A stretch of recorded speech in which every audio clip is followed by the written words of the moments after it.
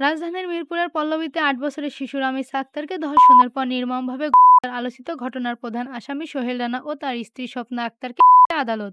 ঘটনার মাত্র ১৯ দিনের মাথায় মূল ঘাতক সোহেল রানা এবং তার স্ত্রী স্বপ্না আক্তারকে মৃত্যু রায় দিয়েছে আদালত। দিনটি ছিল গত ১৯শে মে। ঢাকার পল্লবী সেকশন ১১-র একটি ভবন থেকে নিখোঁজ হয় দ্বিতীয় শ্রেণীর ছাত্রী রামিসা। চারদিকে খোঁজাখুঁজি, এক পর্যায়ে প্রতিবেশীর ফ্ল্যাটের বাইরে রামিসার জুতা দেখতে পান তার মা, কিন্তু দরজায় বারবার নক করলেও ভেতর থেকে কোনো সাড়া মেলেনি। পরবর্তীতে পুলিশ এসে দরজা ভেঙে ভেতরে প্রবেশ করতেই বেরিয়ে আসে এক লোমহর্ষক দৃশ্য।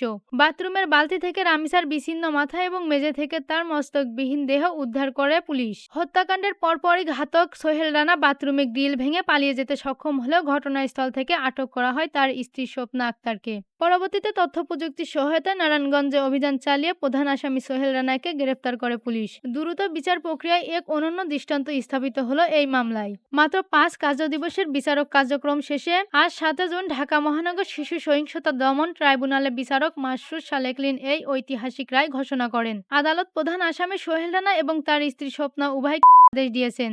একই সাথে সোহেলকে ৫ লাখ এবং স্বপ্নাকে ২ লাখ টাকা অর্থদণ্ড করা হয়েছে। পুলিশের নিখুঁত তদন্ত, ফরেনসিক রিপোর্ট এবং সাক্ষীদের জবানবন্দিতে অপরাধ প্রমাণিত হওয়ায় এ রায়ে সন্তোষ প্রকাশ করেছে রাষ্ট্রপক্ষ।